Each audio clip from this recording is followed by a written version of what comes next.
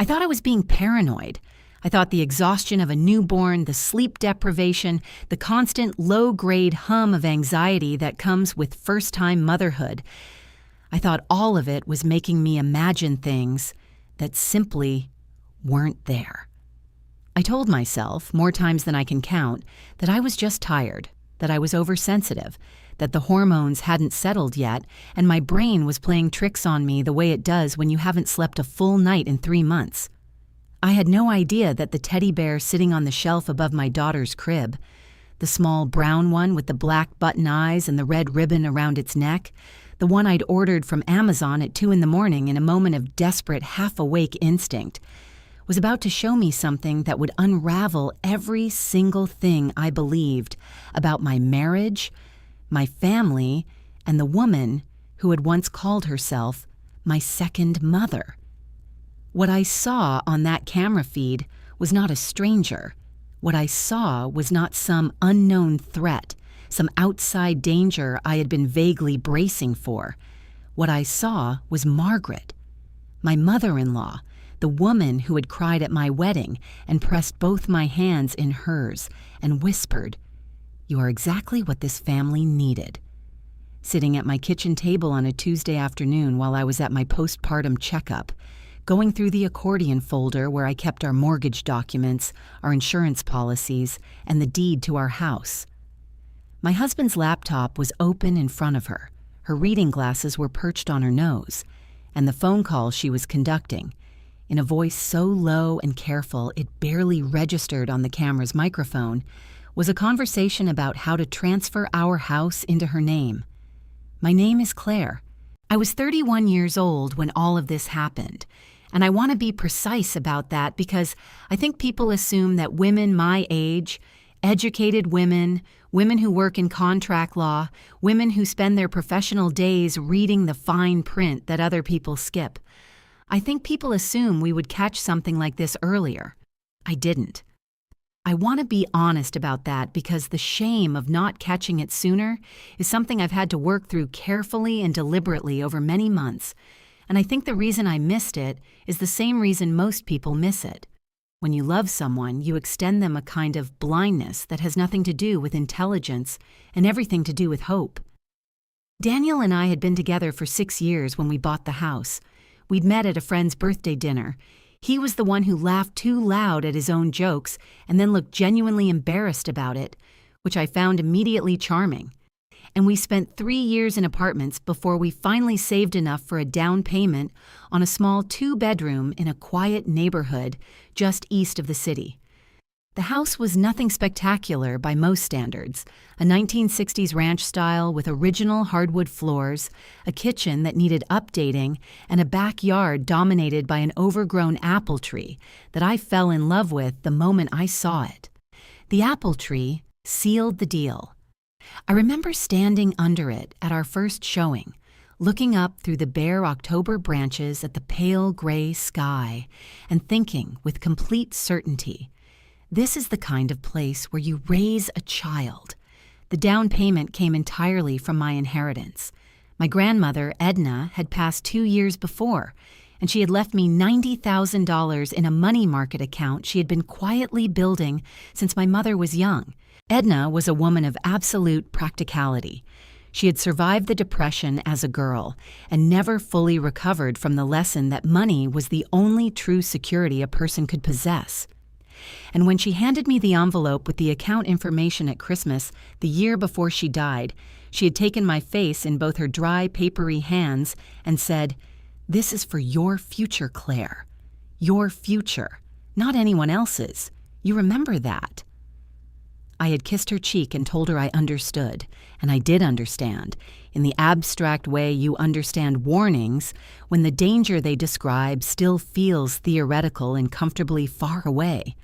The house was mine in every way that mattered to my heart, even if Daniel's name was on the deed beside mine. That felt right to me at the time. We were married, we were building a life, and I was not the kind of person who made calculations about what was mine versus ours inside a marriage I expected to last my entire life. That's not naivety speaking, or maybe it is, But it didn't feel like naivety from the inside. It felt like trust. It felt like exactly the right thing. I was, as my best friend Priya once told me with equal parts affection and exasperation, constitutionally incapable of suspicion, and for most of my life I had considered that a virtue. Our daughter, Lily, was born in March. The labor was long and complicated, 31 hours, an emergency situation near the end that I won't describe in full, except to say that there was a moment in that delivery room when the nurse's expression changed, and I felt with absolute animal clarity that something had gone wrong. It resolved. Lily arrived screaming and red and furious and perfect, and within an hour she was in my arms, and I was crying in a way I had never cried before. Not from pain or fear, but from something that felt like the sudden discovery of a room in yourself you didn't know existed. A room that had apparently always been there, waiting, with its lights already on.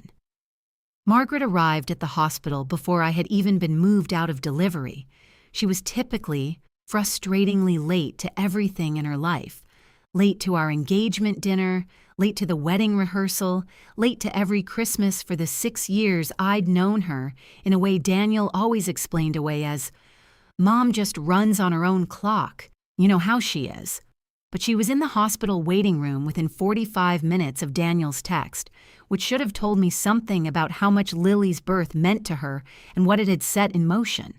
She held the baby and wept beautifully, mascara tracking in thin rivers down her cheeks, and she looked at me over Lily's swaddled head with wet, shining eyes and said, "She's everything. You've given this family everything." I was exhausted and open and flooded with everything a body floods with in those first hours, and I thought it was one of the most moving things anyone had ever said to me. She started coming to the house a week after we brought Lily home. This was, initially, a gift, and I want to be clear about that because it is easy in retrospect to recast every kindness as a calculated move, and I don't think that's entirely honest. Margaret brought food, real food that took hours to make. Stuffed cabbage, chicken soup with wide egg noodles, a lemon cake with a crackled sugar glaze that Daniel ate half of standing over the counter. She held Lily so I could sleep, and she folded laundry without being asked, and she ran the dishwasher twice a day without making a single comment about the state of the kitchen. For the first 3 weeks, she was exactly what a new mother needs and almost never receives: competent, quiet, present, and apparently without agenda. The kitchen always smelled like coffee and something simmering, and the afternoon light came through the window over the sink in long gold bars, and sometimes, standing in that light with Lily against my shoulder, I would feel a wave of gratitude so pure it almost hurt. The first thing I noticed, the first thing that filed itself away in the back of my mind without my consciously choosing to put it there, happened on a Sunday morning in late April. Lily was about 6 weeks old. I had come downstairs earlier than expected, padding down in wool socks with the particular slow silence of someone who has learned that every household noise is a potential alarm. Margaret was at the kitchen table with a cup of tea, and she had my accordion folder open in front of her. Not open in the casual way of someone who had accidentally picked up the wrong thing. Open with intention, the divider tabs fanned forward, a specific section laid completely flat. She looked up when I came in, and she closed it in one smooth motion, and she smiled at me the way she always smiled, warm, unhurried, as if she had all the time in the world and nothing to hide in any of it. "Morning, sweetheart," she said. "I was just looking for the takeout menus. I thought we could order lunch later and give you a break from cooking." The takeout menus were on the refrigerator. They had always been on the refrigerator, held up by a magnetic clip in the shape of a pineapple that Daniel and I had bought in Maui on our honeymoon. Margaret had been in this kitchen dozens of times. She knew perfectly well where the takeout menus were. I said nothing. I took the folder from the table and put it back in the cabinet under the stairs where I kept it, and I smiled at Margaret and said, "Good morning," and made myself a cup of coffee. and the entire time the back of my neck prickled with something I didn't yet have a name for. I stood at the counter and told myself, she probably really was looking for the menus and got distracted by something inside the folder. Papers are interesting. Some people can't resist looking at things. This doesn't mean anything. I told myself a great many things that morning, and I was very good at believing all of them. But my body remembered. My body kept a record that my conscious mind refused to write. The second thing happened 2 weeks later. I was upstairs in the nursery, sitting in the rocking chair that had belonged to my grandmother. Pale oak, refinished, the arms worn smooth by decades of hands, feeding Lily in the early afternoon quiet. The house had an open floor plan in the way that houses from that era often do, and sound traveled through it in unpredictable ways, bouncing off the hardwood and rising through the heating vents and arriving at unexpected angles. And that afternoon I heard Margaret's voice from the living room below with startling clarity. She was on the phone. Her voice had a quality I hadn't heard in it before. Flat, efficient, stripped of its usual warmth in the way a stage set is stripped of its furniture between scenes. "No, she won't be down for at least another hour," she said. A pause. "I'm telling you, the timing is right. The deed is straightforward, and if we move before she goes back to work, before she has time to get organized, yes, exactly." Another pause, shorter. Daniel understands what needs to happen. He's on board. A longer silence, and then quietly, "She doesn't need to understand the details. She just needs to sign." Lily made a small sound, and I looked down at her and felt my heartbeat slow, like a clock someone had begun to wind down. She just needs to sign. I sat in my grandmother's rocking chair in the afternoon light and held my daughter and stared at the pale green wall and thought, I didn't hear that correctly. The acoustics in this house are strange. Words get distorted by the time they travel up through the floor joists. I've been awake for so many consecutive hours that my mind assembles whole sentences out of fragments. Sleep deprivation is a form of hallucination. This is what sleep deprivation does. By the time I came downstairs, Margaret was in the kitchen washing strawberries under cold water, and she turned to me with her easy smile and said, "How's my girl?" Meaning Lily. Always meaning Lily. And nothing in her face suggested she had been doing anything other than standing at that sink all morning. I watched her hands, small hands, always perfectly manicured, the nails cut short, and painted a pale coral that she refreshed every 2 weeks without fail. I watched those capable, patient hands under the running water and thought about the conversation I may or may not have heard, and I said nothing. That night, after Margaret had gone home and Daniel and I were lying in the dark with the baby monitor on the nightstand between us, I said, keeping my voice professionally neutral, the way I keep it when I'm asking a question to which I already suspect the answer, "Has your mom ever said anything to you about the house?" Daniel was quiet for a moment that was perhaps 1/2 second too long. "What do you mean?" he said. "I mean our house. Has she expressed opinions about it? Or mentioned wanting to be involved in decisions about it, or—" I let the sentence end without completing it. A technique I'd learned in my first year practicing law. Finish your question before its conclusion, and people fill the silence with more than you'd have gotten with the full question. "No," he said. "Why would she? It's our house." "I thought I heard her on the phone this afternoon," I said, talking about something that sounded like it involved the deed. And then his voice came back with that familiar, gentle, infuriating edge. "Claire, you've been awake for 3 months straight. You're exhausted. You're hearing things. Mom is here because she loves Lily and she wants to help us. Please don't start building a case out of nothing." I lay in the dark, listening to the baby monitor's static, and told myself he was right. He was probably right. I was tired. I was so genuinely, comprehensively tired. I ordered the camera 2 days later, not because I was certain of anything, not even because I was fully consciously suspicious. I ordered it at 2 in the morning, sitting in the nursery rocker in the dark with Lily in my arms, because I could not stop hearing those 4 words. She just needs to sign.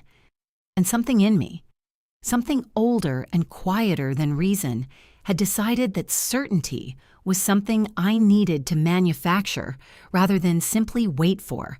The bear arrived in 3 days. I installed the app on my phone using an old college email account that wasn't linked to any of our shared devices.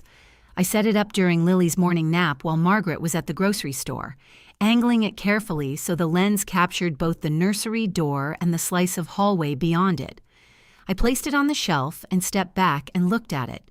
A small brown bear with a red ribbon, perfectly ordinary, perfectly still, with its hidden eye open and watching.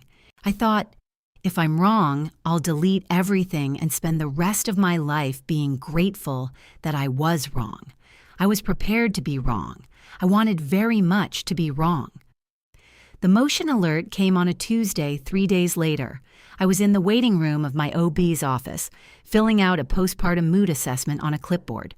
One of those forms where you rate your anxiety on a scale of 1 to 5, and the honest answer is always somewhere north of that. When my phone buzzed, I almost didn't open it. The camera was in the nursery, and Margaret was watching Lily, and the most obvious explanation for a motion alert was simply that. Margaret, in the room, doing exactly what she was supposed to be doing. But I opened it. The crib was empty in the lower corner of the frame. Lily was elsewhere in the house. Safe. But through the open nursery door, in the narrow band of kitchen visible from that angle, I could see Margaret. She was at the kitchen table. The accordion folder was open in front of her, wide open, every divider tab deployed. Daniel's laptop faced her. Her reading glasses were on. She was talking on her phone, gesturing with her free hand the way she did when she was in charge of something, explaining something, conducting something.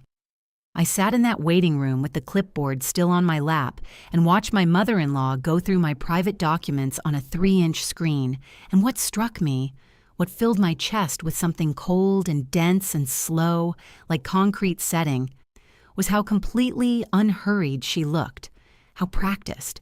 She wasn't nervous. She wasn't checking over her shoulder.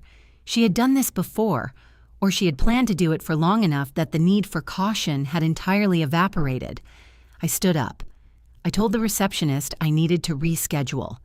I walked out into the April sun and sat behind the wheel of my car and turned the volume on the camera feed as high as it would go. And then I heard my name. My name. She said my name with a particular intonation I recognized immediately. The way you say someone's name when they are the obstacle, not the person. When the name itself has become a problem to be solved rather than a human being to be considered. Claire has no idea, Margaret said into the phone, and her voice through the tiny speaker was thin and flat as paper. She trusts Daniel completely, and Daniel is going to handle it. She'll sign the refinancing documents without reading them. I know her type. She's the kind of woman who assumes everything is fine until it isn't, and by then it'll be done. A pause. Then. The house appraised at $420. If we move it into the LLC before she goes back to work, she has no legal standing to contest it without a fight she won't have the money or the time to pursue with a newborn. Another pause. Her voice dropped lower, but the camera's microphone was good. I had paid for a good one. And the words arrived in my car with terrible clarity. She signed the prenuptial modification in November. Daniel handled that. She thought it was a beneficiary update for the life insurance, so the house is essentially already ours. The clipboard was still in my hand. I looked down at it and noticed, distantly, that my grip had bent the corners. The postpartum mood assessment was still on it, my responses half completed, the little bubbles I'd filled in for mild and occasionally, and sometimes I feel overwhelmed, now a document from another person's life. A life that had existed, with all its innocent small complaints, approximately 4 minutes ago, and already felt as remote as a photograph from childhood. She signed the prenuptial modification in November. Daniel handled that. November. Lily had been 7 weeks old in November. I had been barely human in November, moving through the days in the gray, grinding fog of early newborn survival, running on 40-minute sleep intervals and cold coffee and the particular stripped-down willpower of a person who has no choice but to keep going. Daniel had come to me with the papers on a Wednesday evening. I remembered that now with a precision that felt almost violent, the way trauma sometimes lights up the filing cabinet of memory with a hard, indiscriminate brightness. He had come to me while I was feeding Lily in the rocker, and he had held the pen out and said, "Just some insurance paperwork. I need your signature on a couple of pages." And I had balanced the papers on my knee and signed where he pointed. 3 places, while Lily nursed, and the room was warm and the clock on the wall read 10:47 at night. And the only thing in my brain that mattered was keeping my daughter fed and getting both of us back to sleep. I had signed my house away while feeding my newborn daughter at 10:47 on a Wednesday night in November, because my husband had told me it was insurance paperwork, and I had believed him without reading a single line. I started the car. The drive home took 11 minutes. I know this because I have driven it thousands of times, and I know every light, every turn, every place where the road dips and the suspension shudders. I made the drive on autopilot, hands and feet working the mechanics of it, while my mind performed a kind of rapid, relentless triage on everything I thought I knew about the last 3 months, the last year, possibly longer. I thought about Daniel's mother's small, manicured hands under the running water. I thought about Daniel saying, "You're hearing things in the dark." I thought about the way he had pushed the pen toward me in November, casually, but with a kind of careful casualness, the kind that is its own performance. I thought about my grandmother's hands on my face. "Your future, Claire. Your future, not anyone else's." Margaret's car was in the driveway when I pulled up. I sat outside for 2 full minutes. I was not going to go in there shaking and tearful. I was not going to go in there and let her see the shock on my face before I understood the full dimensions of what I was dealing with. I am a contract lawyer. I have sat across tables from people who were lying to me with documents they'd spent months crafting, and I have learned, slowly and imperfectly, but genuinely, how to be still on the outside when everything inside is moving fast. I took 3 long breaths. I opened my phone and texted Priya, "I need you to call me in 45 minutes. Something has happened. Don't text back. Just call." Then I got out of the car and went inside. Margaret was in the nursery. She was sitting in my grandmother's rocking chair with Lily in her arms, and she looked up when I came in with an expression of such practiced, seamless warmth that I felt for one lurching second the old instinct to simply believe it. "Early," she said brightly. "Everything okay at the appointment?" "Fine," I said. "How's she been?" "Perfect. Slept almost the whole time. She's an angel, this one." She looked down at Lily with what appeared to be complete, uncomplicated love, and whatever I felt watching, that is something I am not sure I have adequate language for. Not hatred, not even anger yet, but a kind of grief that had arrived before the anger. Grief for the fact that love and calculation can occupy the same person simultaneously, that someone can hold your daughter and be soft with her and plan to steal your home at the same time, and both things can be equally real. "I'll take her," I said, and held out my arms. I spent that afternoon in a state of controlled suspension, feeding Lily, making small talk with Margaret over tea, watching her move through my kitchen with her easy, proprietary familiarity, opening cabinets and knowing where everything was, filling the kettle the way you fill a kettle in your own home. I watched her and I thought, how long? How long ago did this start? When she cried at my wedding, was it real? When she pressed my hands and said, "You are exactly what this family needed," and was any of it genuine, or was it always the groundwork for this?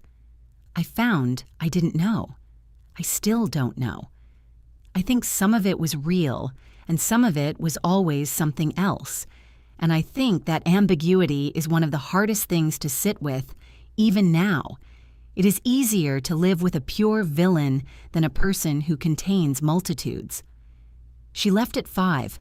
I heard the car back down the driveway, and I stood at the front window and watched it go, and then I went to the kitchen cabinet under the stairs and took out the accordion folder. I sat at the table where she had sat that morning, and I opened it and I went through every single document. I had not looked at the prenuptial modification since I had signed it, had in fact never looked at the original prenuptial at all, because Daniel and I had gone through a version of it early in our engagement, and then it had been filed and forgotten in the way that young married people file and forget legal documents with the comfortable assumption that they will never actually need to matter. It took me 22 minutes to find it. The modification was tucked between 2 pages of home insurance forms, which I now understood was not accidental. It was 3 pages, densely formatted, in the particular aggressive legalese of a document that has been written specifically to obscure its own meaning. My training had spent years teaching me to read exactly this kind of language, and even I had to read the relevant clause 4 times before the full architecture of it became clear.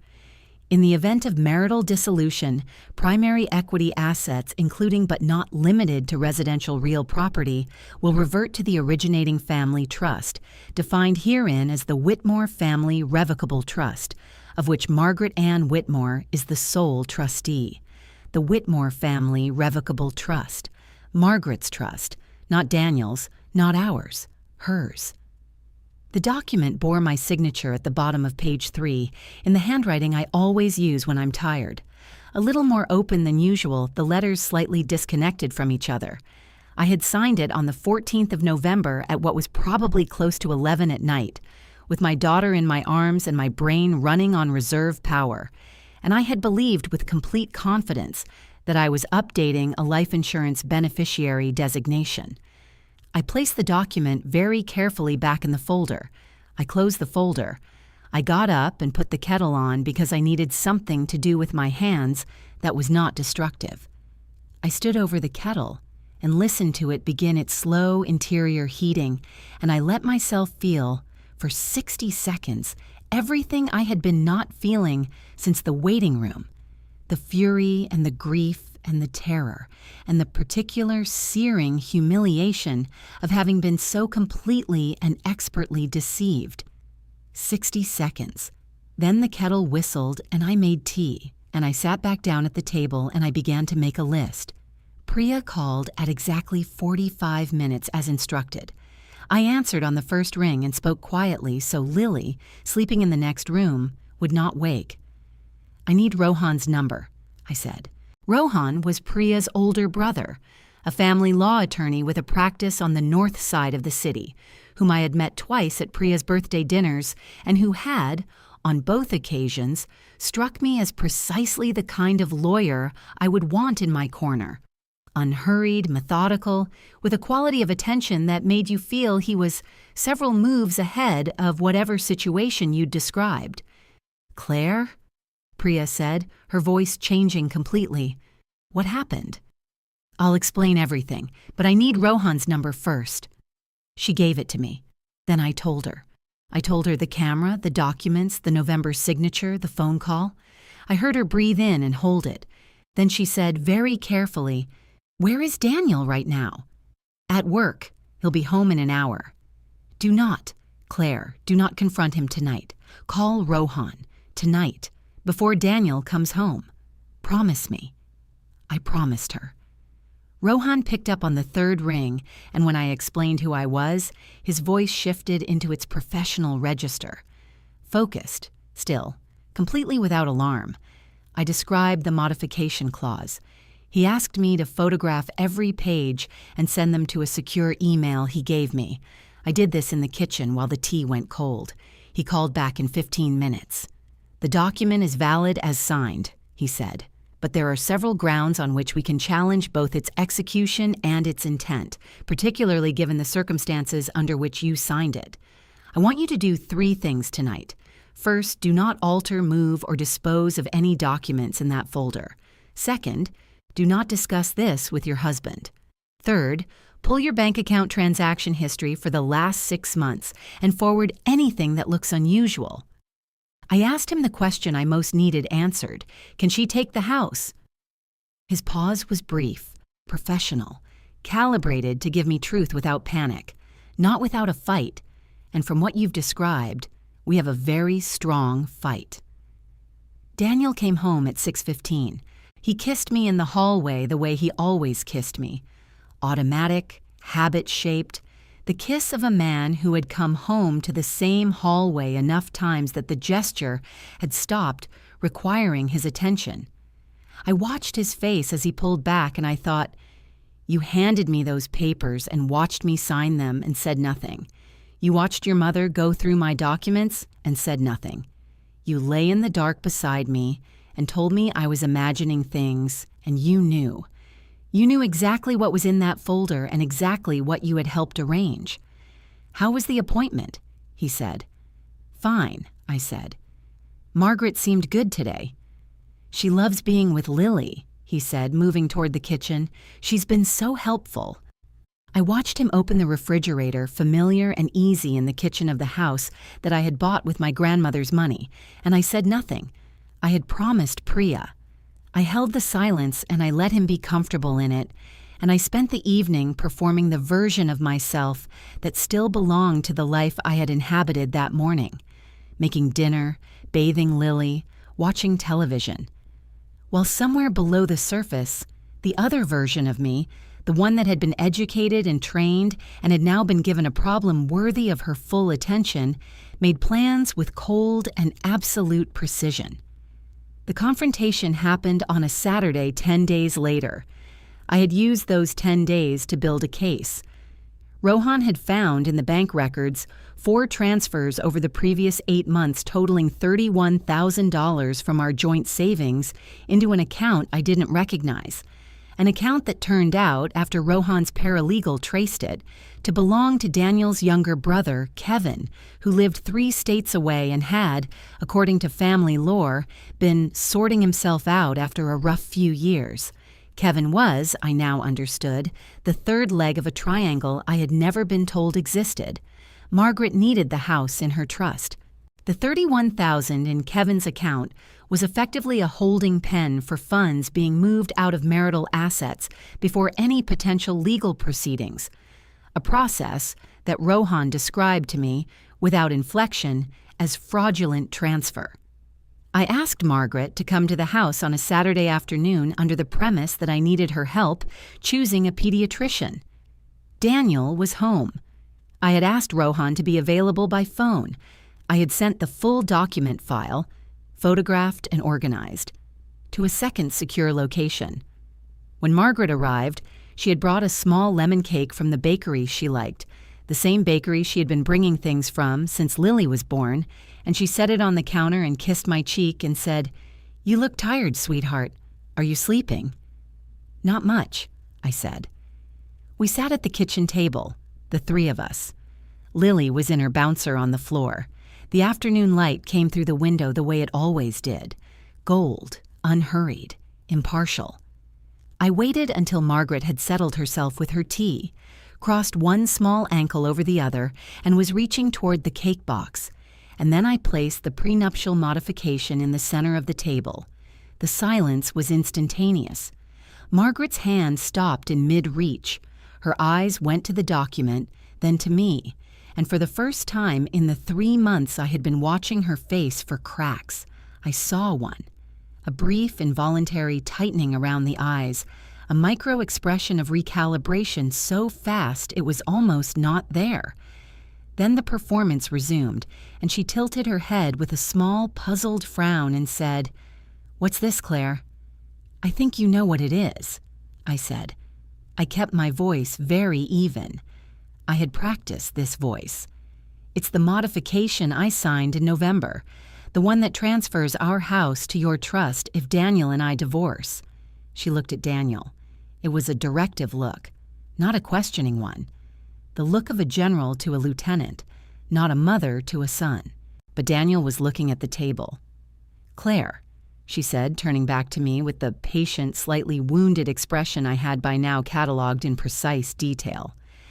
I don't know what you think you found, but I also have the bank records, I said. The transfers to Kevin's account, 8 months of them, $31,000. Daniel made a sound. Not a word, just a sound, low and shapeless, something between a breath and a protest. Margaret set down her tea. That money was a family loan, she said. Daniel agreed to it. He agreed to it without telling me, I said, from our joint account, which is a problem. We are family, she said, and her voice had shifted now, hardened in the way that voices do when the softer approaches have been exhausted. Family helps each other. I have done nothing but help you from the moment you entered this family. You went through my documents while I was at a medical appointment, I said. I have you on camera. The word camera landed in the room the way a stone lands in still water, with a flat, definitive sound and an expanding disruption. Margaret looked at the bear on the shelf. She looked back at me, and something in her face, for just a moment, let go of the performance entirely, and what was underneath it was not remorse or even anger, but something more fundamental. The look of someone who had been very good at something for a very long time and had just been told for the first time that the game was over. Daniel, she said, Daniel, say something. And Daniel, for the first and only time that day, did exactly the right thing. He said nothing. He sat at the table of the house his wife had bought with her grandmother's money, and he said absolutely nothing. And in that silence, which was the loudest thing I had ever heard in my life, I understood that whatever came next was mine to determine entirely. I told Margaret to leave.